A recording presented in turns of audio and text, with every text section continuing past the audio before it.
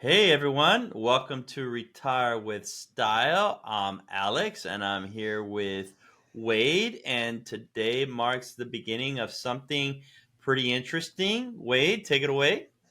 Sure. Yeah, we do have two special guests, but before introducing them, let me just give a little bit of context about the new arc.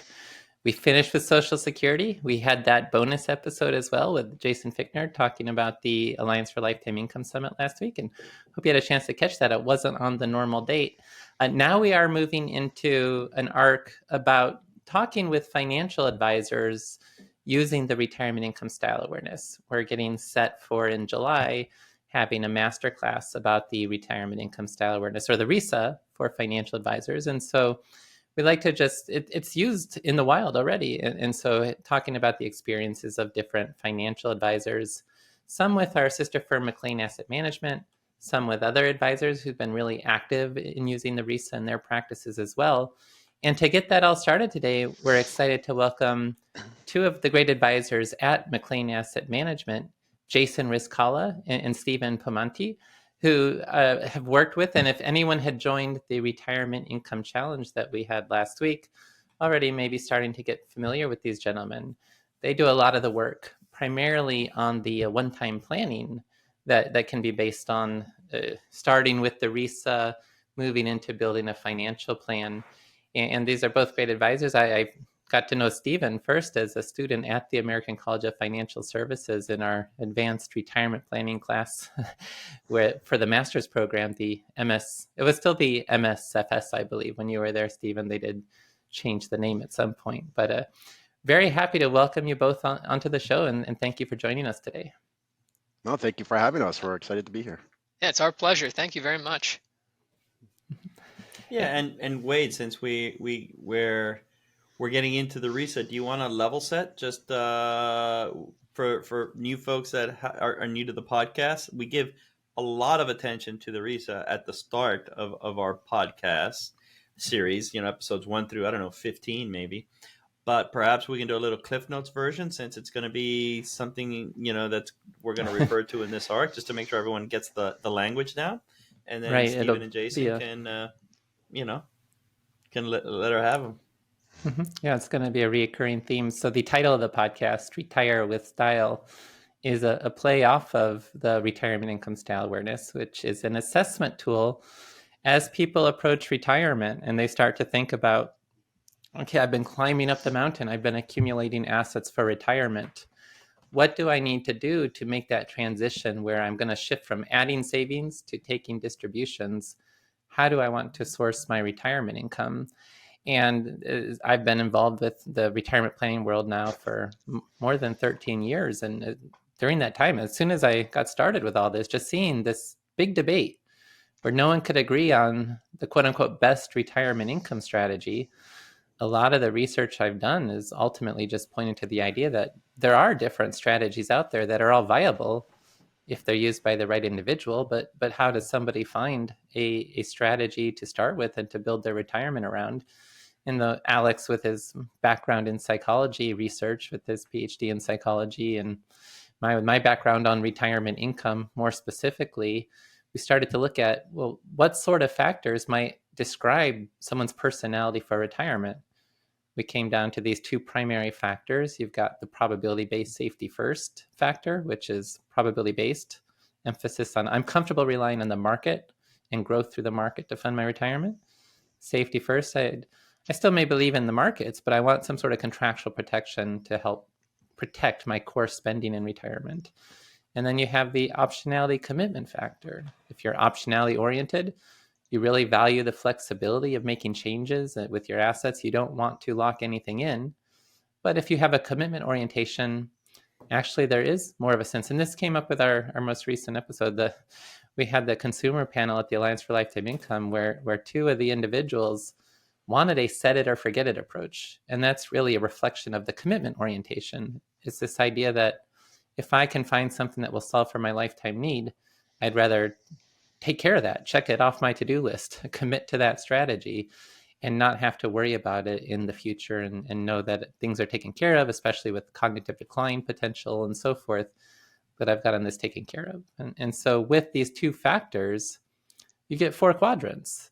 That it was so cool to see how that translated into the different retirement strategies out there. The total return investing approach, where you just take a distribution from your investment portfolio, the time segmentation or bucketing approach, where you just invest differently based on the time horizon, the income protection approach, where you build a floor of protected lifetime income to cover your basic spending and then invest on top of that, or the risk wrap approach, which could also use a protected lifetime income floor, but can also involve a sense of just you're more comfortable with the markets, but you want to build some guardrails around your strategy. And so any of these are viable strategies. It's really then just a matter of finding the appropriate strategy for each individual. And that's the whole idea behind the RISA as an assessment tool. As a first step in thinking about retirement income planning, how would you actually like to choose from the menu of options in framing that conversation around how do I want to build my retirement strategy?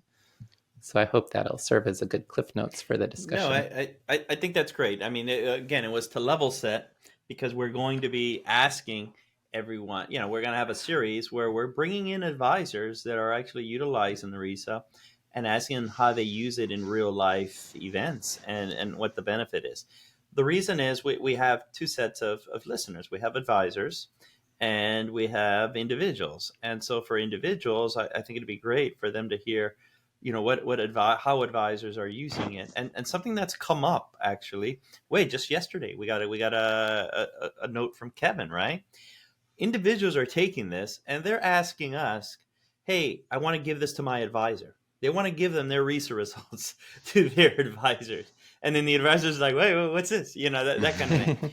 And so it's one of these things that we want to help out with that. I selfishly, I think that's fantastic, right?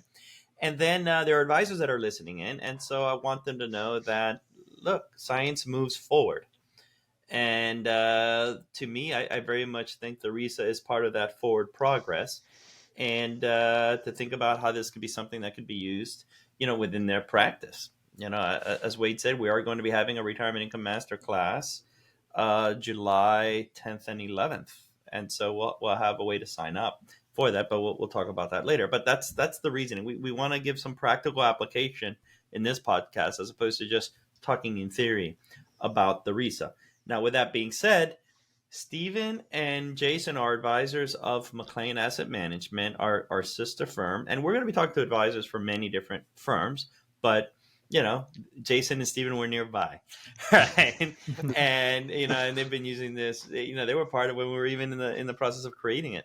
So I think it's great to have them. Before we get into the questions, though, Jason and Stephen, do you mind giving a little, descriptor about yourselves, just so people can put into context who it is that's saying such brilliant things?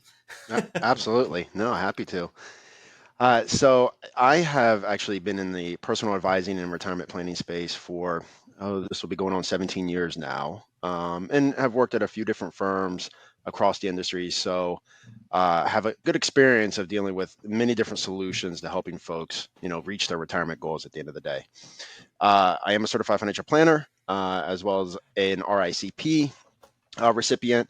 And really, my primary role here at McLean is to help people create a financial plan that meets what their goals are and is comfortable enough for them to implement. I think that's an important aspect of it that the RISA really helps with. Be happy to further explain that later on today. But nonetheless, that's a quick background about myself. Yeah. And Jason and I. Perfect. Sorry, Stephen? Jason and I are planning partners, so all the one-time planning engagements that happen through McLean, we're working on together. Something we both have in common, we've both been AUM advisors, so we've both been managing assets, conducting financial planning together. Personally, I've also worked in the insurance industry, working directly for an insurer, so dealing with retirement income products, long-term care products, exposure to life insurance, and I found that very helpful with the RISA as well, having that different exposure, because we have total return approaches, we have varying degrees with safety first, like Wade mentioned a moment ago, where we can employ different products and tools. So we can definitely discuss a little bit more about that. Personally, married, live in Pennsylvania with my wife and daughter, and looking forward to kind of digging in on more of what Wade said as well about the graduate school and pre-RISA, what things were like. Stephen, if Yeah. Jason's wife, although it's probably not a high probability, listens to this, she's going to wonder, Stephen, Jason, can we talk? Stephen spoke about his family in the intro, and you did not mention that in the slightest. I just thought about that when he mentioned that. Is there something I should know? Is that what's going to happen later today? If by chance, I said, thanks, Steve. Way to put me out there. No, Stephen, I'll say this: whenever Stephen gets an opportunity to do an intro, he always talks about his wife and his daughter being the beacons of his life. He's done that on a couple of occasions. And what do we get from Jason, Wade? Strict Crickets. business. Crickets. Is that why you work on Saturdays here? No. I've got to back up my buddy here. We're always talking about together what his son is up to, right? He's always picking him up at school, new sports activities, the whole thing. I thought about that right when he said that. I said, "Ooh."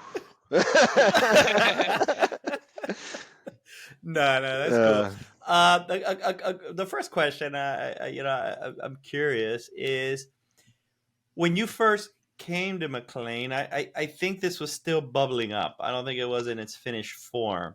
And so, what was your, and look, whatever it's fine. Our style. We're fine. If you thought, man, we thought you were crazy, that's fine. What was your initial reaction on the task that we were working on and how we were going around solving it, and whether that was even feasible? Yeah, let's start with Jason. Yeah, and then we'll. Sure. I think when I joined McLean, this was really at the beginning stages of it. Like the comp sets were down and everything of that. But I remember you, Alex, pulling me into your office and telling me, "Hey, what do you think about this? Just give me your outside opinion. You're new." You were just hired, and I say, "Hey, yeah, I know."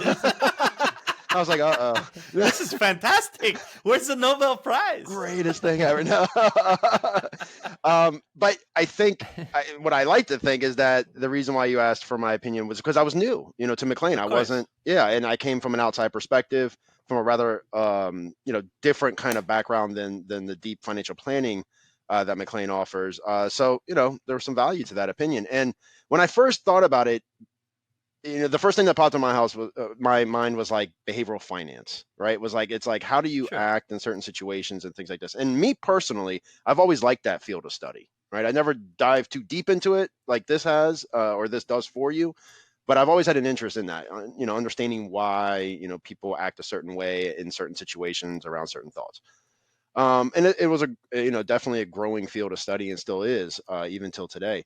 So to see a tool that kind of touches on that and helps to narrow down what people feel about things to a degree, I thought was a great tool. I had not seen something like that before, and I had, I've worked at a few different large firms prior to coming here to McLean, but they didn't have any tools like this, or weren't even thinking on this capacity. It was strictly numbers driven. Everything was numbers driven.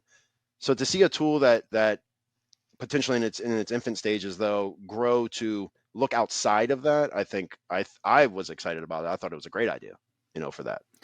Yeah, and before I go to Stephen, something, and Wade chime in here. Something I would say is there's a double-edged sword, right? Because you're right, behavior finance is this huge sort of movement within our industry, and at some point, Wade, we got to consider doing an arc on it, I assume. But I really don't even consider this behavior finance. I consider this straight up psychology, personality psychology driven. To me, behavior finance is a term that the economists use, and are trying to not call themselves psychologists and use that instead. So I'm sticking to my educational grounding. To me, this is more, if anything, it's positive or personality psychology, if you really want to get down to it. But that being the case, I still think people that get into this a lot sometimes lack certain depth from a planning perspective. Because ultimately, you still need to have competence on how to, convert a Roth or whatever have you, right? And so I think sometimes it's a little too lightweight. And I really feel with it's almost symbiotic. I think it technically is symbiotic if you really think about it. The combination of Wade and myself, who are very different personality styles and everything like that, and even background, we come together. And I had the psych component to it, but I think Wade sort of injected this sort of retirement income best practices into it, and just the magic sort of happened. Wade, do you disagree or agree with where I'm going with that? Well, yeah, I think like with behavioral finance, it's in economics, the old like Paul Samuelson assumption, people are utility maximizers, so they maximize their utility subject to their budget constraint. They're these rational supercomputers who can do all these complex calculations in their head. And behavioral finance just really brings in the idea that no, that people don't really act that way. They need to tether themselves to simplify their life in some manner, whether it's different heuristics and things. And so behavioral finance is about trying to nudge people in the right direction by helping to change the choice architecture around the options they have and so forth. This is, yeah, I mean, the RISA is more of an assessment tool, it's like the personality test of retirement. Yeah, exactly, but it gets into, yeah, you could solve the mathematics. Well, the issue is there's uncertainty about what's going to happen in the future. And how do you deal with that uncertainty? And so I think really it's just people resonate differently with how to manage that uncertainty. And that's really the avenue of how you can start thinking about the RISA, is just helping to find what approach resonates with how people deal with uncertainty, given that they're not supercomputers that can somehow calculate the optional choice, given the range of distributions of potential outcomes that can happen. And Wade, I would say you're right. I mean, look, I said psychology. There are aspects of behavioral finance, and I mean, we did create a framework matrix to make your decision making somewhat easier, et cetera. But I'll move on to Steve, and with the same question, what was your take? I mean, coming from where you came from, and here it is. This is what we're using. Any advisor goes to a new firm, there's an integration of their quote unquote philosophy, if you will, and I would say probably on average, you probably agree with 80% of everything of a new firm, but that final mile may be the toughest, et cetera, et cetera. What were your thoughts when we were presented? It's one of the main reasons that it was an attractive thing for me to work here at McLean. And the reason for that is because of the exposure that I had previously. So kind of take you back a little bit. I was working at an insurance company. I saw how insurance products can be used for retirement income strategy. Right? And then I had transitioned to an AUM, and where the case was just probability based. There was really no, and if there was any, it was very limited inclusion of strategies outside of a total return probability based approach. So and by AUM, just for our listening audience, you mean assets under management. So you went from an insurance driven firm to one that's just charging a percentage of assets under management. Just wanted to throw that which out. Tends to be more investments oriented, because it's like you're building an investment strategy for the assets you manage. Exactly. So I had that background, and I'm trying to figure out what makes sense here. Like how do you go about planning and thinking? And this comes back to the graduate school conversation where I'd first met Wade, and one of the goals in our class there was to kind of put a presentation together on best practices, and the topic that I chose was really incorporating client decisions in the retirement planning process. Is it the advisor's choice, the client's choice? And of course, in my opinion, I think it's the client's choice is absolutely instrumental to the whole process, right? They're the ones who are going to have to live with the plan in retirement and be comfortable. And this was pre-RISA, and at that time, the process was you'd have to go through this entire educational component with the client, try to explain all these different topics, and these are things that the RISA incorporates and just completely makes that whole process much more efficient, much more organized. It develops a common framework for communication between the advisor and the client so that they can have a better conversation. I mean, there's still value to doing some of those things, like going through the educational process, diving a little deeper on certain topics the client might be curious about, maybe building multiple plans out. But it was exactly what was needed to clean up that whole process, to make it more efficient in a client engagement. No, thank you for that, Wade. That conversation. I don't know Wade and Jason, but that and Stephen, thank you. But Yeah. there could have been another line of an answer, and I would, in my back of my head, I was thinking you were gonna not you were gonna say, but I thought, imagine if you said this, how would Wade react? And Wade, I came up with a RISA. I turned it in as a midterm paper for you, and you buried it. And now all of a sudden, here it is. Yeah, there it is. Client-driven choice. That's what Stephen was describing, the whole idea that let the individual guide the way with their preferences rather than having the advisor force that upon them. So I don't know. I have to go back and find what you submitted there. Well, the idea wasn't. I saw it in a dream. It was an important topic that was just being discussed throughout the graduate program at that time. But it's really the creation of an assessment tool, right? That's what matters here. The creation of an assessment tool to really add stability to that whole process, right? Put academic rigor to it. Make sure that it's something that can be done efficiently, right? Educating the client, creating that common framework for communication up front. So it's one thing to factor in preferences, and advisors have been doing that for quite a while, right? Some of them, but the assessment tool component of it is really the important part. No, I think you're right, and it's no coincidence actually that you thought of this. I mean, any advisor that's wants the best for their clients, from that standpoint, really is trying to think of solutions that match their underlying style, because if they don't implement, what's the point, right? And so I think something Wade and I have said all along is all we did was really surface up something that was being done in a clumsy way, in a cumbersome kind of way, simply because there was no framework around it.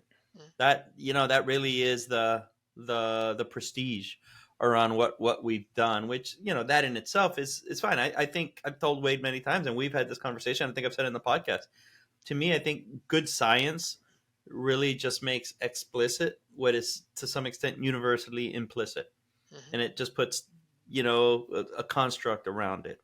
Structure. That's my thinking around that, and that's kind of the echoes of what I've heard with what you were saying.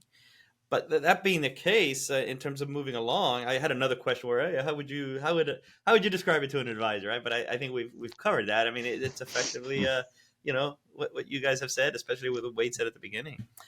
But how we're coming off to, because a question we get from advisors, Wade and I just had a study group where we had an advisor ask us, how do I use this in my practice? I get it. I get what it does, right? When do I use it? How do I use it? What role does it play? Because, as an advisor, you're thinking, I have a technology stack. I have a financial plan. I have a risk questionnaire.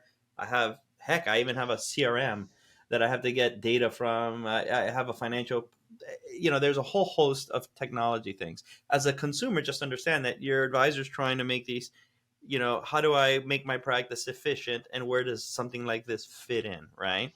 And so we get asked this a lot. Where does this fit in with our practice? Wade has said many times, this is the first step, really, of the thing. And we're coming off of Wade and myself and Bob, but it really is, it's Bob's show and Bob and Wade's show. And frankly, Jason, you may be doing a little more than me at this point. We're coming off our retirement income challenge for consumers. Do you want to talk about that workflow and how we use the RISA in terms of where does it fit in crystallizing a plan for somebody? Absolutely. It's really kind of on what Wade said. It's at the initial steps of working with an individual on either a getting to know each other basis, otherwise like a prospecting basis, if you want to call it that, or if somebody is within an active engagement working with us and creating a financial plan. It's at the very beginning that we introduce this, and the reason why is it sets a foundation to what we're going to be discussing with you, how we're going to be looking at your situation, the ideas that we're starting to formulate about how we can help you and what avenue we're going to go down. And it's important to have that from the very beginning rather than go through some or even all of the planning process and then realize at that point, this other strategy would have been better or more fitting or more comfortable with the individual, and then have to backtrack and do the planning over again. right? So having that done on the initial steps of either an active engagement or even getting to know somebody can really help to make sure that that relationship starts off on the right foot and is built on the correct foundation. Yeah, and so what do we do in the challenge? What did we do last week? Just to be a little more prescriptive here, what do we? It's a 4-day challenge, Mm-hmm. right? And so, just to give a sense of, from an order of operations standpoint, what do we do? Well, some of the asks that happen within it are other tools that are being used for Fun. retirement research, right? Like the funded ratio, as an example, is one. And again, a building block, right? It establishes a foundation. It doesn't give you the financial plan of what to do, but it establishes a baseline to work off of. But we're teaching folks essentially how to look at their finances, right? How are you approaching your retirement strategies, your income strategies? And then using the tools that are available to build the plan together. The plan isn't just done in an instant. It's a building process that happens. First, you Yeah. have certain steps, and So, then so if I'm hearing you correctly, so this is like, so the retirement income challenge is something we offer through Retirement Researcher, which is, Mhm. our membership site, if you will. And we had more than 300, less than 700 people attend. I for whatever reason, I don't remember the number. And so the first day, we give everyone the RISA. Everyone takes the RISA. We talk about the framework. They get homework. They do the RISA at home. They come back on Tuesday. We discuss the RISA, and then that sets their starting point. And then, to your point, Jason, we give them a funded ratio to do. Mhm. And that's their homework for the night. They do a funded ratio. We have a program that we've created, and they take it. And we've had episodes on the funded ratio previously. Wade, myself, I think even Blanchett was part of that. Wade, Yeah. right? Mm-hmm. Yeah, he was on the show talking about Yeah. funded ratios. And that's effectively a present value balance sheet of where you're at. And that gives you a sense if what you want as a starting point from the RISA is economically feasible. Right. And then on the third day, we talk about the interpretations of the funded ratio and how you can take your RISA starting points and start, going down that path. And then the fourth day, we do the softer side of retirement. The money's just the means to the end, if you will, right? The But non-financial aspects. yeah, the non-financial aspects. Yeah, there you go.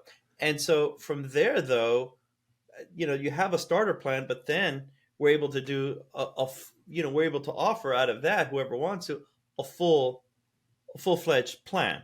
But you have that backdrop of the RISA that allows you to sort of see what avenues to go down. Is that a correct assumption on my end? Absolutely. Yeah, and those are the foundation blocks that are being laid leading up to you putting together a plan, at the end of the day. Okay. And Stephen, do you want to maybe take? So we've done a lot of high level stuff. Is there a case study that we can talk about where advisors can see it, but as importantly, a consumer can learn something about a specific financial planning strategy that started with the RISA and ended with the application of a tactic? Absolutely. Jason and I were just talking about this a moment ago. Actually, Jason, did you want to relay? Sure, We had a absolutely. case we were just discussing. Yeah, go for it. Yeah, this is a more recent case actually, where at the beginning of this individual signed up, or couple signed up for a financial planning engagement. So we were creating a financial plan for them from the ground up. They had never had one created before. They were entering into retirement very soon, and needed to make some important decisions on how they're going to continue their income strategy throughout retirement with what they have available to them. So they begin the engagement with us, and the first thing we do is we have them take the RISA. During our kind of information gathering time of the engagement, the RISA is given and provided at that point. Again, at the onset, of an engagement beginning. And going into the engagement, they had expressed to us a very strong comfort and just familiarity with probability base, right? It's just what they've done their entire life. So they were familiar with it, they were comfortable with it. And they did not know if other types of strategies would make sense for them, add value, or they would be comfortable with. They just didn't know. They didn't know what they didn't know about what was available out there.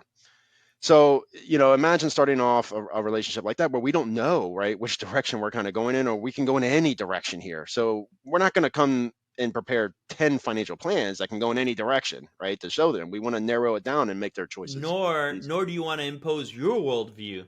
Exactly. Our biases or anything. That's what that's the unwritten sort of sin, if you will, that happens in our industry quite a bit, where we just jam a lot of prospects and clients with how the advisor would do his or her own plan. But go on. That is absolutely correct. Yes. So the RISA played an important role in again laying down that foundation of where do we start the planning from, right? Like what are we working towards here, and with what solutions are going to be a good fit, for this individual, as Steve and I are looking at what solutions are available. We look at the open market, but any way we can narrow it down makes it a much more efficient and understandable and ultimately more comfortable plan to be implemented, which is the key to any financial plan, is the implementation of it. So the RISA came back where, guess what? They were leaning towards safety first. They weren't entirely. But safety first, but not just safety first, but up or down, because sometimes commitment, safety first. Yes. Okay. Income protection. Income protection, yes, yeah, as it's officially labeled, and different than the probability based, right? I mean, that's a different strategy. It's diametrically different. Exactly. You can't get much more opposite than that. So that was interesting, right? I mean, they had been comfortable with probability based. They were expecting a plan, in their own minds going into this engagement on a probability based structure. But we came back and said, it appears that. I would say, because I'm going to be very picky, you said they were comfortable with probability based, with probability based optionality component, which is total return. I would kick back and say, you know what, maybe they weren't comfortable, maybe they just acquiesced to that approach. That's a fair statement, because it's what they knew. You were going to say something? Well, was it the case that both individuals were income protection, or was one income protection and the other was total return? One individual kind of followed the other one's lead for the most part. Yeah.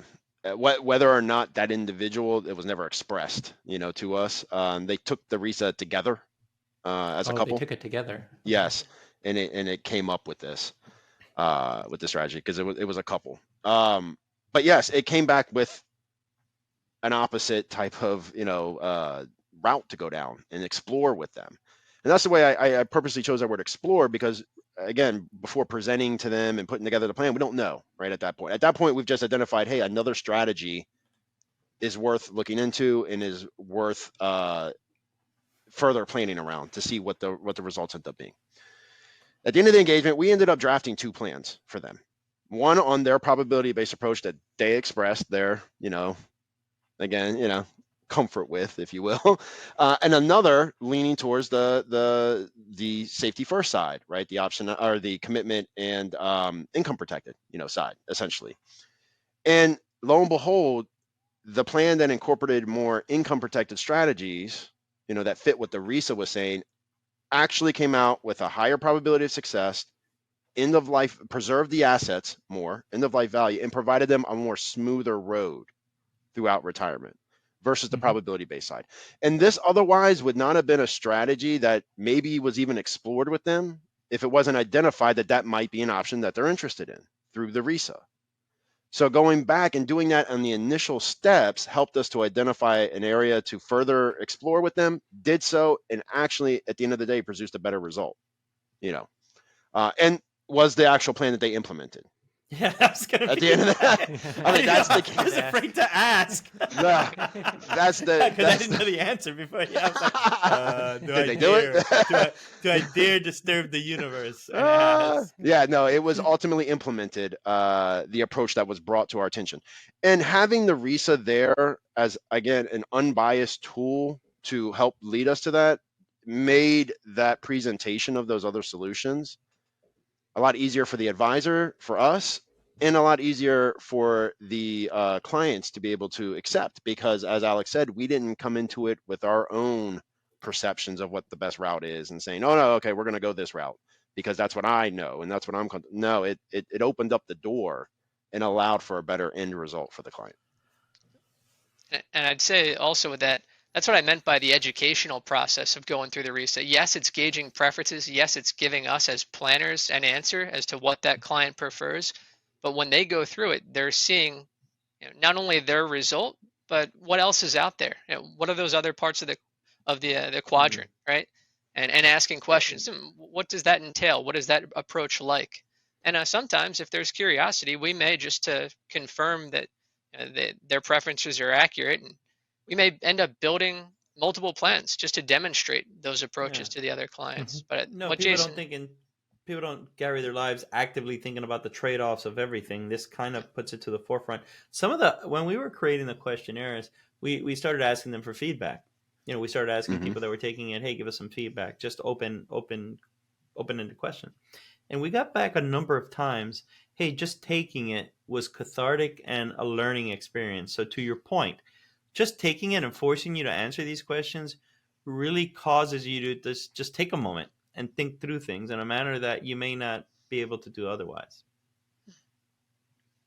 absolutely. And that dynamic that Jason described with that particular client, they were also a client who they'd built up their assets through kind of total return approach, right? They had equity from a prior employer. They had saved in that capacity. That's what they were used to. That's what they knew. But going through the process opened their eyes a little bit to what other options are there around retirement income. And that's a transition that they want to be comfortable with in retirement.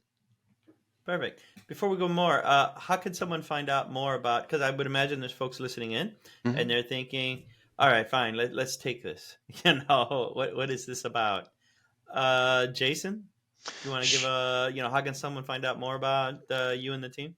Absolutely. All the information is on McLean's website, mcleanam.com, which is MCLEANA as in Apple, M as in Mary.com. If you go to our website, you can read more about one, what Steve and I do on the planning side, and two, find a link to the RISA to be able to take so that you can take it yourselves, see what it's about, and see if it fits, kind of what you're thinking. I think it's a get started, right? They click on the get started. Yes, you have to click. Good point, Alex. You have to hit get started first, and then it'll be sent to you as a link. But it's on the McLeanAM.com website. Okay, Stephen, anything to add to that? No, we always enjoy, like, again, that's our first part of our conversations, going through the discovery process with clients, is really digging into the RISA results, understanding client preferences, talking about the various concerns they may have, and how we can address that through plan design. So you said something interesting, and this is I think this benefits both audiences, because we look at it's McLean is a going concern, right? And so we look at the how things are coming along, and there is a clear difference for prospects. For clients, we're going to have Jess and her team on, and we'll talk about how it's used with existing clients when they transition into a retirement income plan. But for new clients, let's call them prospects, effectively, there's a clear difference of those that start with the RISA than those that didn't. On many levels.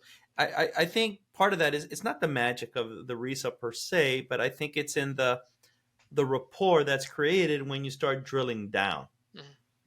In terms of the questions, because beyond the RISA itself, the RISA is just 12 questions. You can add a section where you're asking them about their retirement concerns, longevity, liquidity, legacy, lifestyle, and you can see how that sort of interacts with their RISA profile.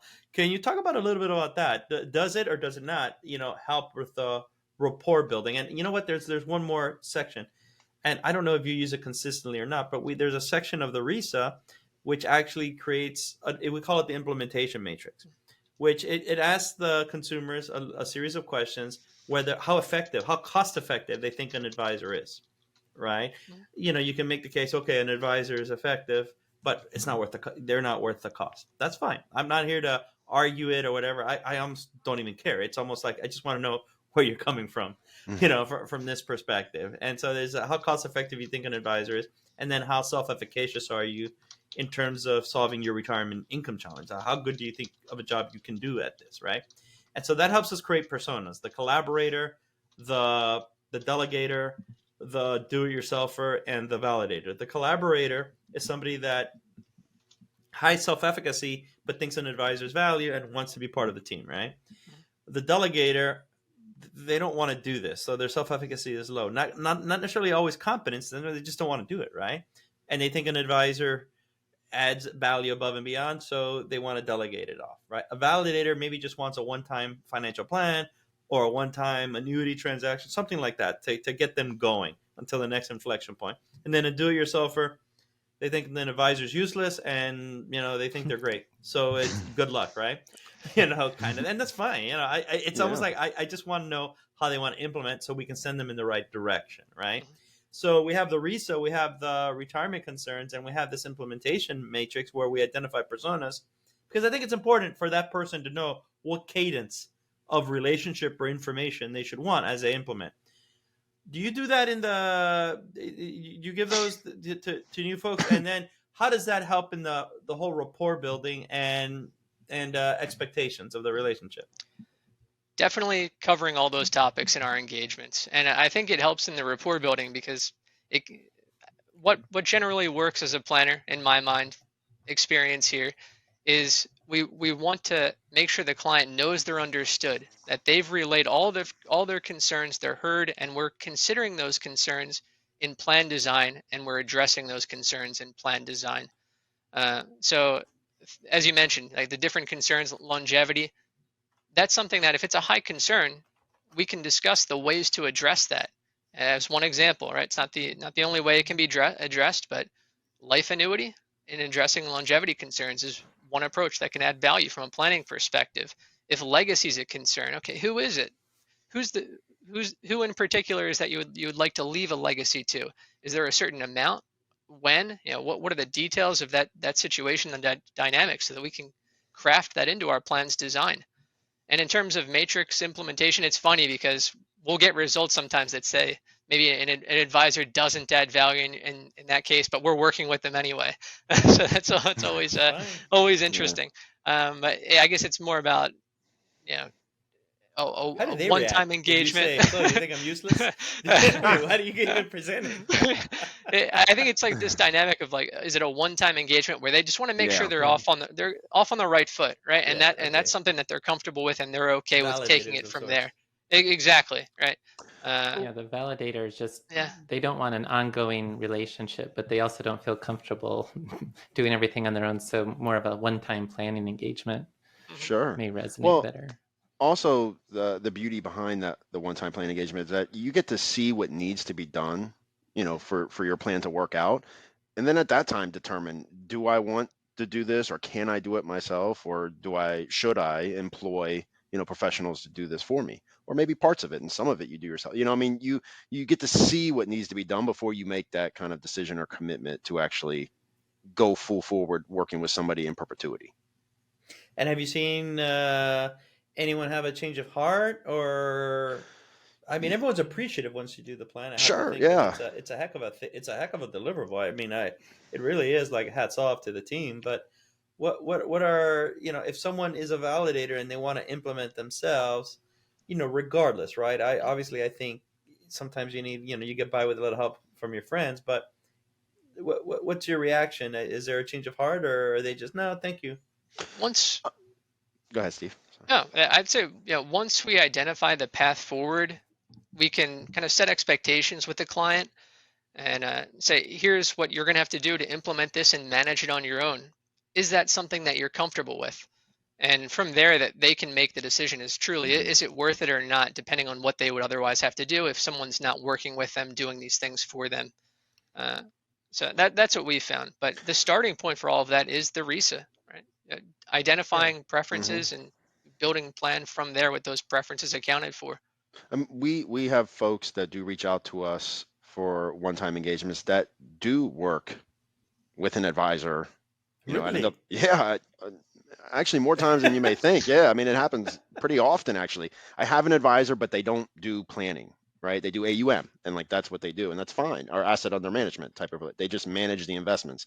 They don't do the in-depth planning. I like what I've heard, and is that management passive or active? Active management, Jeez. Yeah. And they're collecting a decent size fee for that. Can you point them to the podcast that Wade, Bob, and I did on active versus versus passive. The I don't know, the 4 or 5 of these. We My have goodness. pointed them in the direction, of these. If they're saying, how do I find out? Well, you might want to check this out and take a look there. But yes, Yeah, we yeah. Sorry. Go on. no, we do have clients that do come to us with already existing relationships with advisors for the financial plan, right? And then take our plan back to their advisor, and say, help me implement. I mean, we've had folks do that, and that's fine. What we're here to deliver is the plan, Yeah, right? That's it's it fine at with the end of the us. Yeah, day. no, we're fine with that. I'm Yeah. just curious. Do they absorb the irony of that? I don't know if they don't express it to us if it is or isn't. It's usually just Like, thank you, I understand, and go along their way. But yeah. but we've had some folks that otherwise were self-directed for the majority of their life, or at least what they've expressed to us, in their investing career, and decide that they needed a professional manager to help them in retirement, right? Because there's no redos, Sure. there's no time that you have to make up for issues. So we've had that happen. No, I think that's great. Wade. Yeah, well, this may be a good time to segue into talking about what's coming up. But yeah, no, that's very interesting, Jason. I think the clock is ticking on that sort of active investment manager where all they're doing is managing the investment portfolio. People are, especially in retirement, people are looking for guidance and planning. And if all you do is manage an investment portfolio, the clock is ticking on that being viable as a way to run a practice. But yeah, let's just mention. So we were talking about the consumer challenge that we did recently. Well, coming up next would be the advisor version of that. So Alex and I will have the retirement masterclass coming July 10th and 11th from 12 to 2 Eastern time. And it will be an opportunity for advisors to learn more about the RISA and the research behind it, how they can potentially use that as part of their firms as well. The educational components of that are eligible for CE credit. And so we're excited to have that. There'll be an opportunity to sign up in the link in the show notes. That's coming up for the financial advisors in July. And always, again, because we have this split audience, it can get confusing. So that what I just described, July 10th and 11th, is for financial advisors in the audience. But for the consumers or individual household investors, retirees who are listening as well, we do have those challenges from time to time for them. And if they just are seeking out more guidance, maybe you're thinking about what are the different options available. Is it an ongoing wealth management relationship? Am I maybe just more interested in a one-time financial plan? Stephen and Jason, could you review again about how those individuals could get in touch with your team? Absolutely. Yes, it's very simple. Just go to the McLean Asset Management website, which is mcleanam.com, MCLEANAM as in Mary.com, and then go to the Get Started button. It'll just ask you for some quick information, like what are you interested in speaking about, and it'll actually come to me, and I'll be the one that reaches out to you. No, and thank you for spelling that, because I realize now it's very easy to misspell McLean, so it does help to it provide the is. spelling And with for it. me, Wade, I kind of mumble my words. So yeah, the AN and then AM always throws me off. Yeah, the AM stands for asset management. Yeah. It's McLean Asset Management. So it's McLean, like McLean, Virginia, McLeanAM.com. And then on the for advisors, it's risaprofile.com. There's an advisor section, and you can just join the wait list now if you're interested in the masterclass coming up. Anything that we missed? Again, we really want to make it. I want to have takeaways for every member of our audience. Wait, anything we may have missed? And since this is the first one of these that we're kicking off the arc with. No, I think that was a really good overview, and thank you for sharing your experiences, Jason and Stephen, and also for sharing that case study. I'm glad to hear they did end up going with the plan that they might not have, just based on their past experiences, initially gravitated towards. So that's wonderful to hear. Thank you for sharing and being part of the episode today. Our pleasure. No, thanks for Thank you having for us having on. us. Appreciate it. Yeah, All man. right. Thanks, everyone. All right. Thanks for listening. Until next week on Retire with Style. Thank you for listening.